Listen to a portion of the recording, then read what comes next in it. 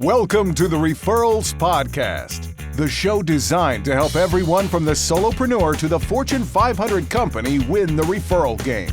If you want to build a company with an army of ambassadors and raving fans who speak highly of you and refer you willingly, you are in the right place. And now, here is your host, Michael J. Maher. Hey, everybody, this is Michael J. Maher. What? Another time on Referrals Podcast. It's episode 66, which if you look at episode 66, if you look at the 6 and the 6, it looks like a G and a G for generosity generation. And it totally makes sense that today, episode 66, we would have one of my dear friends and a leader in the generosity generation. She was a leader in the generosity generation before it was called the generosity generation. Today we have my friend Bonnie Mulinax. Bonnie, welcome to the show.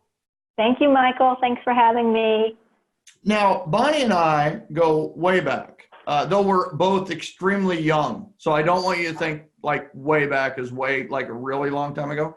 But Bonnie and I were actually Star Power stars with Howard Brinton the same year. Is that right, Bonnie? I think so, yeah. 2005? Yes. Now, I, of course, was January's calendar model. I mean, sometimes I don't even need to say that, right? I mean, it's kind of obvious that I would be the calendar model for January, right? And then Bonnie, who is obviously the better looking of the two by a long ways, was what month? I don't know. I think September. I can't even remember. September. So in hindsight, it's just like, that doesn't even make sense. It's so funny. So January and September of the same year, we were there with Dawn and Terry McNaughton, and John Jones, I believe, was that same year. Stephanie and Derek Evelo. You want to talk about? They were right before us. They were before us. Okay, the year before? Okay, yeah. So just a phenomenal group of people and a lot of fun. And so we've known each other for quite a while. And recently, I was doing an event mastery class, and I saw a familiar name on the attendee list. And I saw Bonnie Mulinax, which instantly made me like straighten up in my chair. And it was probably the best event mastery class I've ever done, because it was like, ooh, I'm held to a higher standard here. I always do a good job, but in this case, I felt like I really had to do an awesome job. Stop.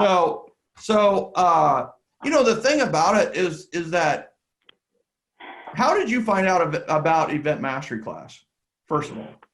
Well, I've known about it, and I've seen you advertising for it, and I've just known about it. But I saw a video that came across my email, and I watched it, and I thought, you know what? I'm going to do it. I'm going to actually, I've read your book when it came out. I read it again after I took event mastery, this time again. Yeah. And it's just like something I fought, Michael, from the beginning. I didn't need to do this. I didn't want to do this. I was worried about the same thing everybody worries about. And by God, I just wasn't going to have an event and organize it this way, and being stubborn. Well, there's I don't know if you fell into this type of atmosphere, but sometimes, like, we are peers, right? We are brother and sister, especially coming in the same year, right? 2005 was Star Power. So there is sometimes a hesitancy or a resistance from learning from somebody you see as a peer, right? It's just like, and did you fall into that at all, maybe? Or not at all. No? Okay. So no. Yeah. I mean, you've catapulted this, and it and I knew it worked. I just didn't want to do it, Michael, to be honest. I didn't want to, it worried me, the thought of, well, entertaining is difficult for me anyway, but that's what I thought. I thought this was going to be more entertainment, and I'd have to be the center of this and spinning around, and that was my major fear. I knew I could get people to come and attend, and And it caused me to do all the things that you should do to your database, which was, I'm thankful for. I forced me to do that. That 8-week period was ideal. And if I didn't have, and this is just being really honest, if I didn't have that pattern of, and the accountability on our calls to do this, it wouldn't have happened.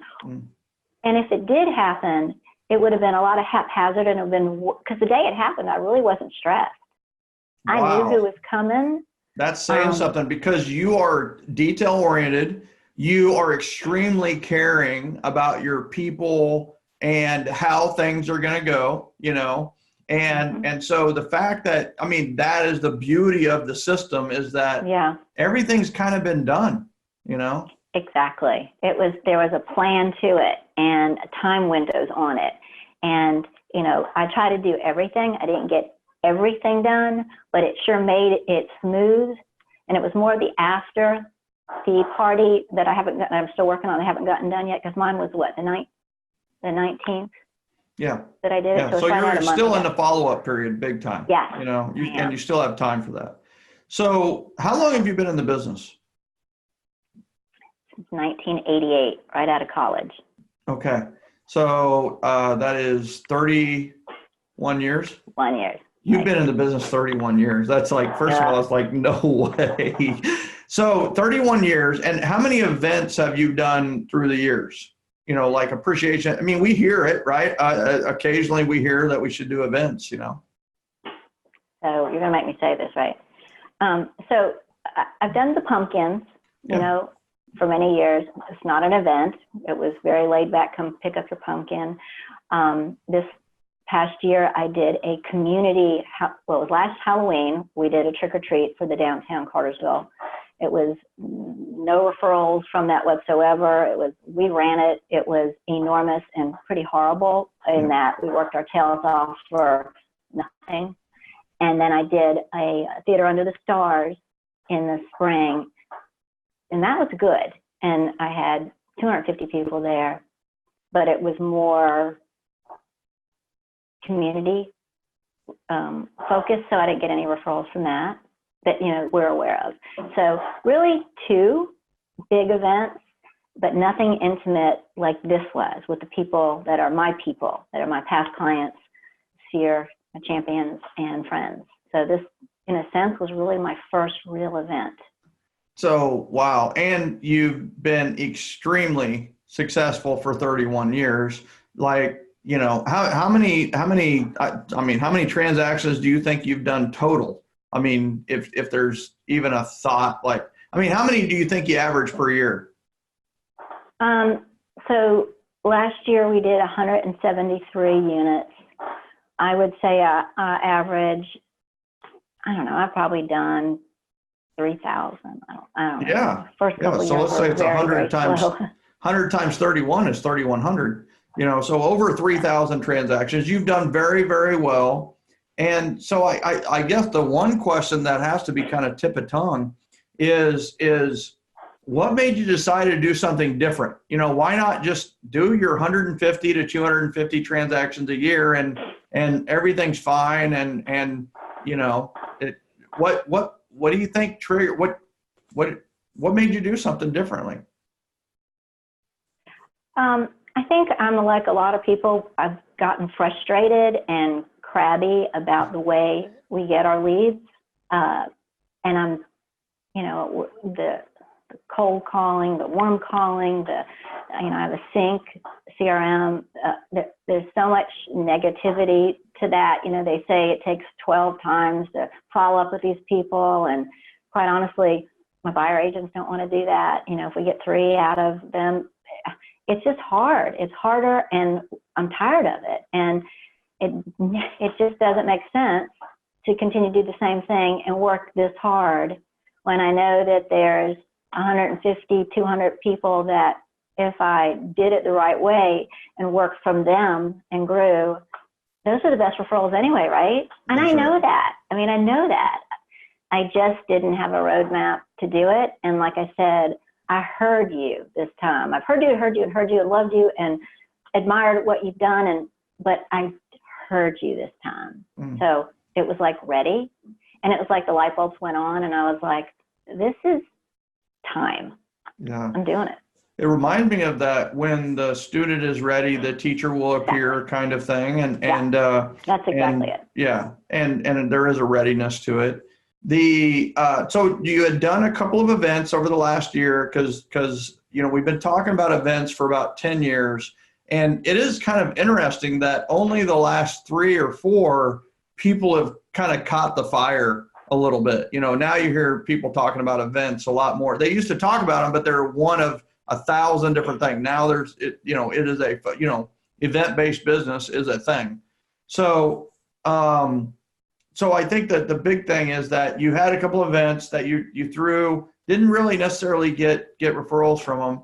But, now fast forward, what kind of event did you choose to do within Event Mastery class? Like we give a lot of options, and then we have the people choose their own event. And so we give some ideas on how to find the idea. So what did you end up doing? I loved that format because I was kind of clueless of what I was going to do. And then when all these ideas started coming in from everybody, then I got really excited because then I knew what I wanted to do. I wanted definitely men to attend, husbands. So what would do that? I thought beer. And we were opening, We're so easy. Guys are so easy. It's just like beer. And it's just like, in fact, you could have had an 8.5 by 11 invitation that said beer and then RSVP and then an email. And that might be what you do next time, because it's just like, it says it all. And I would have signed up. So I got you at beer, right? Yeah. You had me at beer. So and then of course I wanted to do the Etowah Humane Society. So in talking through it, and I think I was talking through it with the group, we came up with Barks and Brews. So what a great title. Barks and Brews. We have such a great Humane Society here that needs so much support, and it checked my boxes. So and then it just came together with your plan, all the other steps. So Barks and Brew, great one, right? Because it's going to be beer drinking and dogs. It doesn't get much better than that. So what did you do? The Who Wants to Be a Millionaire strategy? Did you call 5 to 10 people from your database and just say, hey, listen, here's what I'm kind of thinking about doing. What do you think? So I just called my 3 best friends that are brutally honest and who also are past clients. And I told them in detail what I was doing and asked them, what is attractive about this? And they helped me a little too. And then with the dates too, because, originally I felt like I had to do it on a Friday, and I'm in football town, USA. That's right. And talk about nobody showing up, and it was right at the very beginning. So they talked me through that, and it ended up being a Thursday. Again, I couldn't see beyond what I thought. So having people tell me their suggestions was ideal. How many of the 3 attended your event? All 3 of them. Yeah, 3 for 3. Fact, yeah. No, actually one of them was out of town, but the other 2 worked it. Like one of them was doing my sign-in table. Yeah. So they not only bought in and participated and helped. They helped you with ideas, but they even did more than that. And that's the power of the Who Wants to Be a Millionaire strategy. Quickly, for those that are newer to that concept, we try to make every Referrals podcast kind of hold its own. But we've talked about this a little bit on other podcast episodes. But Who Wants to Be a Millionaire is like, the show Who Wants to Be a Millionaire. You're in the hot seat. You don't know an answer. What can you do, right? You got to get it wrong. You lose $1 million. No, you actually have 3 lifelines. Number 1 is 50-50, which is you narrow down the options to 2. Number 2 is you phone a friend. You can phone a friend and ask them the question, some friend that would know the answer. And then the 3rd is poll the audience. And so I teach the strategy on how to know what type of event you have. And you think you know what type of event to have, but you really don't know until you do the Who Wants to Be a Millionaire strategy, which is narrow your choices down, give them a couple of options of what you're going to do. And then you're going to phone a friend, or three in Bonnie's case, and you're going to ask them, hey, listen, what makes this attractive? How can I make it more attractive? I'm doing bark and brews. It's dogs, it's beer. I want to have fun with it. What can we do? And then I was thinking of Friday. What do you think about a Friday? No, you know what? Thursday might work better because Friday's high school football, Saturday's, college football, Sunday is NFL football. So maybe a Wednesday or Thursday, right? And so you get ideas better than you ever thought of. But the additional benefit is you now have 4 of you planning the event instead of just one of you. So the Who Wants to Be a Millionaire strategy is very, very effective for coming up with better ideas for your events, but also getting buy-in from the most important people from your community. So Bonnie implemented that to a T perfectly. And the first thing is to make sure you have 3 BFFs. Bonnie is extremely referable. She's extremely high character, very trustworthy. She's highly competent, done over 3,000 transactions. She's also a great communicator. She communicates on a regular basis with her community. And so that makes her very referable. So the key is to be referable, which makes the Who Wants to Be a Millionaire strategy even more powerful. So from there, from talking with them, you changed it to a Thursday, and then kind of what happened next with the barks and brews? So I called the Humane Society, and I spoke to Brian Canty, who runs it, and I asked him what his needs were. He, of course, was so on board about doing this and said, I'm coming. I'm like, yes, of course you're coming. Please come and speak as well. But what are your needs? So I went over there, and I've been there many times before, but he really showed me, like, one thing was an entire wall of towels that they needed, and a lot of them were just old beat up towels. He goes, we always need towels. I'm like, you have 1,000 towels here. He says, we go through this in a month. We need bleach. I never would. People think all they need is dog food. They need puppy food, cat food, kitten food, litter, you name it that has to do with any dogs and cats. Gift cards. So he went through all that. So on the invitation, we put all that.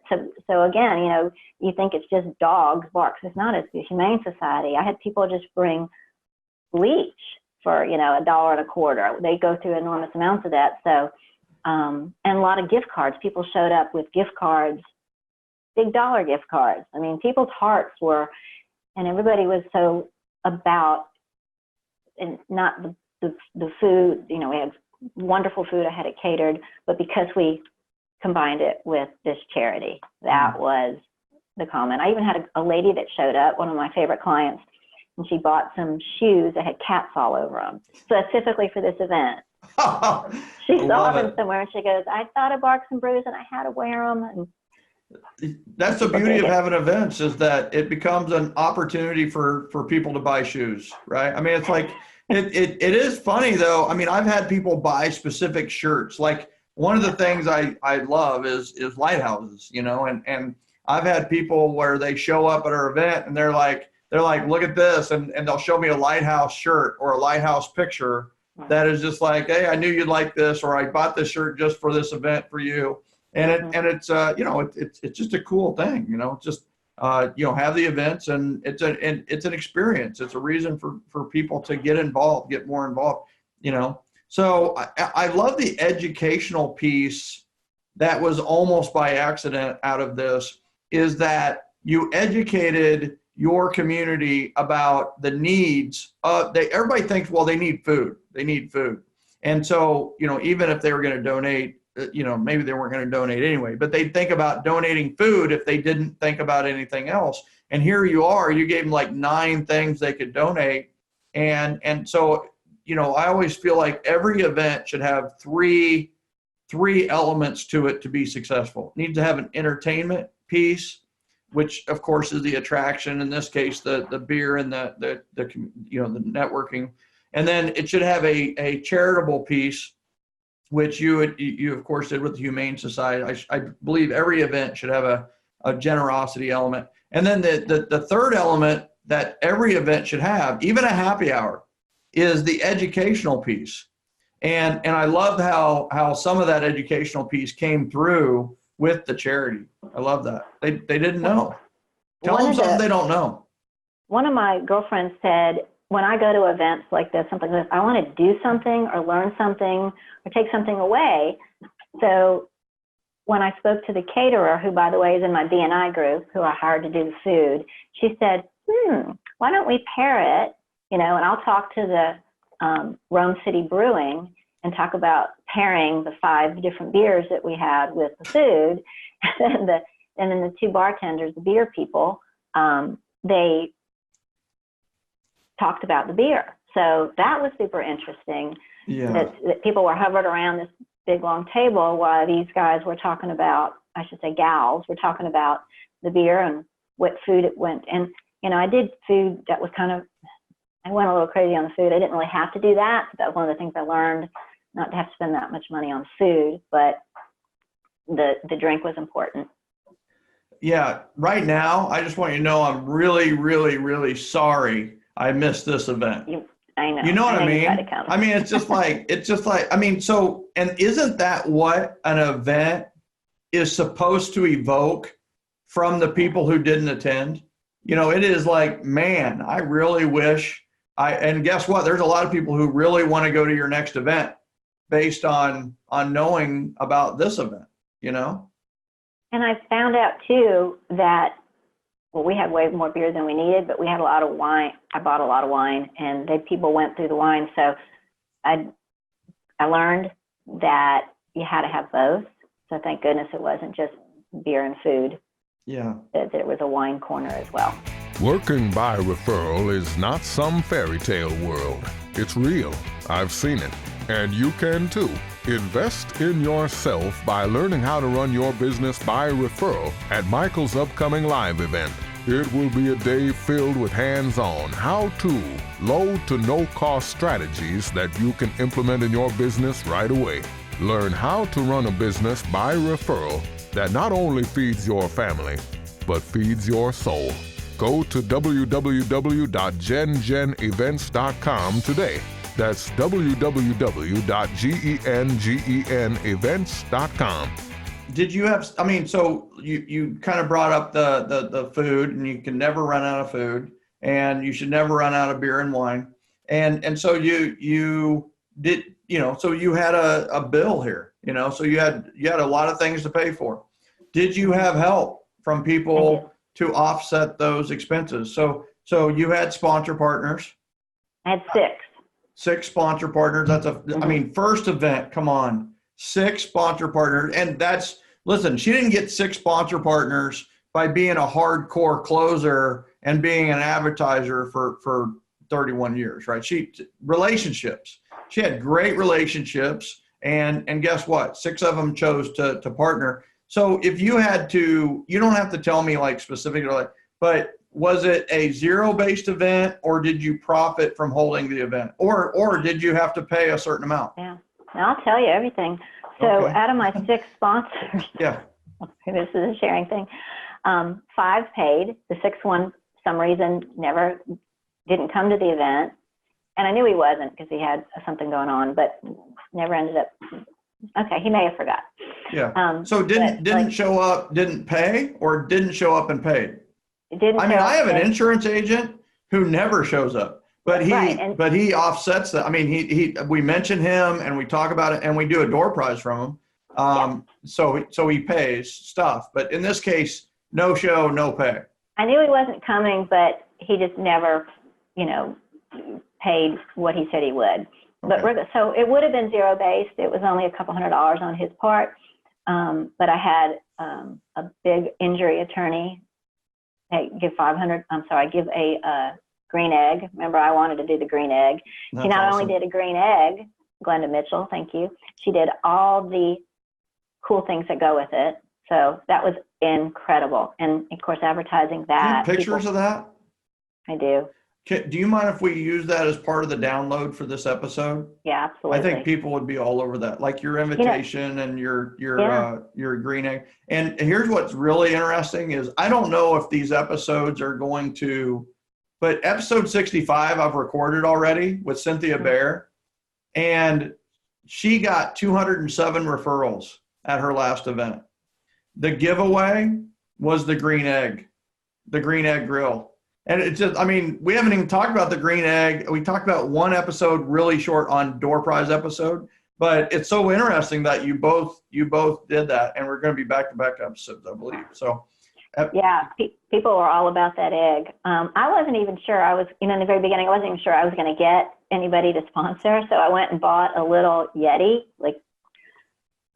and I never used it. Yeah, little Yeti cooler. I didn't use it, but I'm going to keep it for the next one because I got a great price on it. But I had my lender donate $500, my closing attorney $500, my bug boy Northwest Exterminating $200, my home warranty girl, she did $200. So I ended up collecting $1,900. Ended up costing me $2,250. So I paid a little bit. So $350. $355. Yeah, $350. $355. Yeah, for a lot of beer, a lot of wine, a lot of food, and a lot of fun. Totally worth it. Yeah. Absolutely. Yeah. And so what were the results? What did you get business? Did you get referrals? What'd that look like? So I got 2 referrals before the event started just from the invites going out. Oh, I love that. So fun. Thank you for sharing that, because the power is in the invitation. The fortune is in the follow-up. The event's in the middle, So the referrals are in the event, but the referrals are actually in all of it. So the power's in the invitation. You got 2 referrals from just calling people and inviting them. So you weren't calling to ask for referrals. You weren't calling to bug them. Even an email invitation. I love it. First, that was the very first thing that went out, and they went, by the way. And then, of course, we did the layering of the video, email, the text messages, all that. I got 3 that night. And the beauty of it is my sponsors got quite a bit of referrals. And what I saw going on at the event was, I had 56 people attend. I have to look at my notes here. 56 people attended. I invited 156. I had, what I learned that night was, and the venue that I used was a great outdoor pavilion covered, was for this type of intimate thing, for me personally, the number 50 was an ideal number because I could talk and hug and kiss everybody and spend time with everybody. The event was from 6 to 8. People didn't leave till 9:30. Mm-hmm. Yeah, so I really got to spend time with people. I don't know how I'm sure people do 75 and 100 people, but these were my, inner circle people. So I really did want to spend time with them and connect. Versus, hi, see you, bye. Got to talk to this person. Hi, see you, bye. But what I noticed, which really thrilled me, was there were people there that were connecting that knew each other, hadn't seen each other in years. And one client came with he was a contractor with a trailer, a trailer. He had like 70 bags of dog food on it. And he parked it out in the parking lot. When I saw him pull up, I was like, you need to park that in front. It was insane. And he got so much business that night. What's he do? He's a contractor. He's a general contractor. Helps build houses and construction? He doesn't build. He mainly does remodeling. And his car was wrapped. And would he drive to Marietta? Yes, he would. He works mainly out of Marietta. Bonnie, you just got him another referral. Why don't you connect Sherry and I to him? He is my number 1 client. I've done 4 deals with him, but beyond that, love this guy. Biggest heart. I had no idea they were so crazy about the Humane Society. But the cherry on top of this is he said to me at this event, I'm sponsoring your next event. When is it? And I went, Mike, you kidding? He's like, nope. I mean, he acted like he wanted to be just him, but he's so great. Yeah, but all this love was going on in this pavilion with all these people that I didn't have to be in the center of it, in the middle of it, and I hated the thought of that. Definitely an introvert. But I know you are. But it happened so organically and nicely the name tag. I wouldn't have thought about the name tags if you didn't. And the registering, I copied y'all's registration form to use. I didn't have to think about that and design it because. So powerful. So powerful. It's just, Bonnie, and you're talking about all this. I mean, it's just, I think one of the reasons you fought it is that, you thought events had to be you as the center of attention. You have to be the show, you have to be the entertainment. And to an introvert, events can be exhausting, because we tend to retreat to recharge. And it's isn't it just, and the thing is if we're introverts, we need this event-based business even more, because the people who show up are the extroverts. And if we're introverts, we're not going to talk about ourselves. We need people to talk about us to grow our business. Well, who's going to talk about it? It's going to be the extroverts who show up at these events. And what's funny is you probably could have mingled and stuff like that and left for 30 minutes and came back later, and people wouldn't even have noticed that you left, not because you're not special or whatever, right, but because they had each other. Extroverts had the extroverts, and but you didn't want to leave because you kind of what, this is intimate enough, this is small enough that it's manageable, right? Mm-hmm. Yeah, you're right. So love that. And so what's the follow-up been like so far? And I know we're just in the beginning of that, but what have you noticed in the after effects of the event? So I've spoken to several people, and I've seen several people, and people have called me, texted me, and emailed me after the event and the week after it about what a great idea, how generous to do this for the foundation. Gotten the one thing that I did not do, which I learned afterwards, is the board at the Etowah Foundation. You invite the board. I did not think about doing that. But one of the board members showed up. She apologized for showing up. And I was like, I didn't even think about it. I'm so sorry. Yeah. She wrote me a note about what an impact, this had. And thank you. Ran into a girl at the grocery store the other day who was very introverted, and her husband showed up, and she said, when's the next one?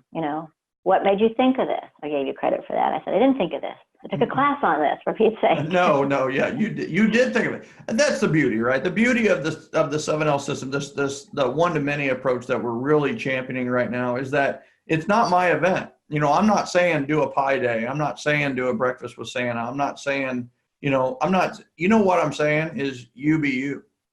Barks and Brews is uniquely Wes and Bonnie Mulinax. Barks and Brews is you. It's yours. It's not made for 650 people. It's made for 50 to 60. And next year you might even want to invite 200 and say we're limiting attendees to 75. First 75 to RSVP will be that's how many people can come. That's the pavilion can only hold 75. Whatever it may be. And maybe, you kind of learned in this, that's kind of your sweet spot, is that 50 to 75 person event, 50 being good. And just own that, plan everything around that 50 number. And you can do a movie theater event with 50 people. You can do a comedy night with 50 people. And there is a magic to knowing. I remember when we did our first theme park event, we had 300, 400 people show up, and I was totally out of my, it was just too much. It was, plus it was 101 degrees, and they used blacktop for the walkways for this theme park, which was insane. We would buy ice cream for the kids. It would melt in the time that we were handing it to them. And we had a couple kids get sick. It was the most awful event ever. And I got 50 referrals at this event. It was the worst event ever, and yet it worked, but it was just too many people. Introversion coming out, So what advice, I guess the other part of the follow-up is that you've got your next event coming up, and you've got this kind of flow and this series of events that are injecting a lot of energy into your database and your community. What words of advice would you have for the listener? Somebody that's maybe this is the first episode they've ever listened to or watched of Referrals Podcast. What would you suggest for them, or advice would you give them? I think if you put something off because of the fear of doing it, it's really hard to complete it. So if there's a roadmap to doing something, it sounds easy. Give a party, invite people that you like. It's really not. If you want it to go really smooth and planned, there's details to where people park and how they enter and what do they do when they get there. The flow of it that you taught us, you go to this place and the space and you think about, I never would have thought about, should they enter this side of the pavilion or that side of the pavilion? And it made a huge difference. The detail, it's all in the details. The details are so big, and we think it's more about getting people to show up. Yes, that's super important. But the way you had us, in a sense, pound the invitees and how to layer the invitations was what got my people there. I have no doubt about it.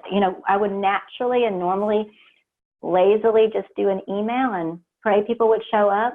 But by doing the email and doing the private Facebook page, and that's what I did, was a private Facebook page, and the Evite, and then the videos, I had somebody video me, it wasn't as bad as I thought it would be and easy to do. I got an enormous amount of feedback from the video invite, and then the invitations. And I had somebody help me write those because that was a lot to write, unless they were out of town or sick. And I had people show up that were sick because they weren't going to miss it, because I tried so hard to get them there. They felt so compelled to come. And then how do you not come to this charity event? I had people bringing dog food, cat food, litter, and bleach to my office that couldn't come. A lot. And that was awesome. So before people even showed up at my event, I brought all of their stuff and I put it out on the steps and I displayed it, So I think it took it off of me and it made it about them. And, the head of the Humane Society also, who's so used to speaking for the people, did an incredible presentation about our needs at the foundation and how appreciative he was, and also thanking me for doing this, which was so. How awesome is that? I don't remember what your question was, but you answered like 9 of them. You said, what advice would you give? Like, and what, the thing that you're really pointing out is what everything in business, not just real estate and mortgage and the real estate industry, is based on chasing down the consumer. And yet after this event, you have people texting you and emailing you and dropping stuff off. They're coming to you just from the residue of the event.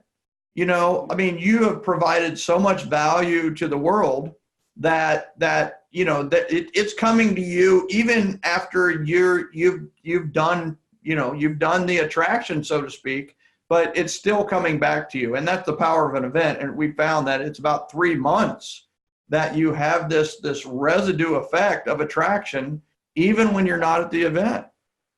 I didn't know that. So it's not too late to continue to write those thank you cards for attending. No. In fact, you have a good solid 1 month to do that, maybe 2 months to do that. And the thing is you can tweak it the 3rd month and make it a half thank you, half invite. Thank you for coming to my last event. I wanted to make sure you're coming to my next event. So, that's the beauty. There's always a reason for communication. And the reason is heart-centered and attractive. And that's what I love about. And then you take the one-on-one aspects of 7L, of the one-on-one meetings and the handwritten notes and the personalized phone calls. The other difference too is if Bonnie emails you an invite, then you're like, I might go. And then you get a video email invitation. You're like, wow, she really wants me to go. And then you get an evite and you're like, okay. And then you get a, video text message. You're like, I'm in. It's like you really want me to be there. And, all 4 of those are automated for the most part. So, it's a beautiful thing. And kudos to your implementation and the fact that you've built 30 years of phenomenal business reputation, which led to your first event being so successful. And I love what you said too about inviting people that you knew weren't going to come because people wanted to be invited. Yeah. That was really true. Yeah. I had people that I knew that wouldn't come, but they were so appreciative of being invited, and then they sent a gift card. Yeah. How cool is that? And so it feeds your charity, I mean, what did you end up? 70 bags of dog food. Where do you think from one person. So where do you think you ended up, like total gifts to the charity? I didn't ask the guy because when I got gift cards, I didn't even look at them. I just handed it to him. I didn't want like opening up a gift in front of somebody. For somebody else. We had probably 2. So one trailer was just to this guy. We probably had 3 trailers of supplies, and I don't know how much money. He got a lot of gift cards. That's awesome. It would not surprise me if you got Humane Society Woman of the Year. I mean, not that you care, but it's just like that was a phenomenal event. And here's the thing: it wasn't just a charity event. It was Barks and Brews. It was as much about learning about beer as it was anything else, And it cost you a grand total of $350 total dollars, And if one of those referrals closes, which it will, Oh yeah. Was it worth it? Was it worth it if you got no referrals? Absolutely. Yeah. And that's the beauty. And yet running the system probably got you 20, 30 referrals hopefully in the next quarter, Honestly, I really wouldn't have done it though if I didn't have a map, because that's just me. Yeah. So on a scale of 1 to 10, 1 not likely, 10 most likely, how likely are you to recommend Event Mastery class to a friend or colleague? I think it's one of the best trainings I've done, Michael, and I've done a lot for something that you can implement right away and to see the rewards come back quickly. And you know what? It just felt great doing the event. You've said that. I've heard this on other podcasts in the past. It still feels great to this, a month later. So I can't wait to do the next one. I'm going to keep that same theme a couple times a year and then do some other things. But it's a 10. I mean, hands down. Yeah. Thank you for the 10. What would you say to a friend or colleague about Event Mastery class? What would you tell them? Like, Stephanie Evelo says, "Hey, Bonnie, I saw that you did Event Mastery class. Like, what do you think about it?" No matter where you are in your real estate career, especially if you're, a new person, what a great way to start off your career with an event and letting people know what you do and to refer you, but being somebody who's seasoned and has done this for a long time. And, I get referrals anyway from people, like, why do something different when what has been working works? It's just an easier way to get your business without, begging, pounding the phone, calling people. It's just easy. People they like to see now that when you call too, that you're calling to give them something versus, "Hey, remember me? I sell real estate." I mean, that's not me anyway to do. It's so uncomfortable. If you ever know anybody looking to buy or sell, well, think of me. And that's yuck. Yeah. But now it's different. It's got a whole new twist on it, and I don't have to ask for the referral. They know I'm in the business, and they know that's the best thank you to me is to send me people that they know. Who do you know? I know you're not going anywhere. You know the script. I love it. And I love you, and I love your husband. And we love you. So before we let you go, Bonnie, tell everybody how to get a hold of you for referrals. And she is in Cartersville, Georgia, which is just north of Atlanta, Georgia. Cartersville, Georgia also is home of Lake Point. Yes. sports complex. And it is a burgeoning area, and a lot of people are moving into that area to serve that Lake Point community. It's a baseball, soccer, mega sports complex. And so how would they get a hold of you to refer you in Cartersville, Georgia? So I'm about 30 minutes north of Atlanta, to give you an idea, between Chattanooga and Atlanta. Bonnie at mulinaxteam.com. And my cell number is 678-778-5881. And it's Bonnie, Bonnie, at Mulinax, Mullinax team, team.com. Bonnie at mulinaxteam.com. You can contact her there for referrals. She is extremely referable, and she will definitely make you look like a hero for referring your clients to her.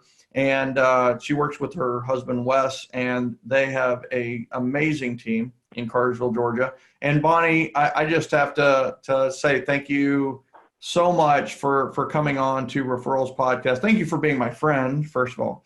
And also thank you for just like listening for that time, to hear that light bulb going on and being humble enough, and just saying, I'm going to do it and see what happens, and then doing it and reaping the rewards as you should. And I just want to say thank you from the entire Referrals Podcast community and myself. Thank you for being there. Thank you. Thank you so much for everything you do for all of us. We adore you. You've changed lives every day. Wow. Well, thank you. And ladies and gentlemen, Referrals Podcast, episode 66 in the book, 66. It looks like 2 G's when you write it, for the generosity generation. Today, we've learned how a charitable event, Barks and Brews, can get you referrals, but so much more. Our guest today was Bonnie Mulinax with Bonnie at mulinaxteam.com in Cartersville, Georgia. Thank you all for joining us, and we will see you on the next episode of the Referrals Podcast. Thank you.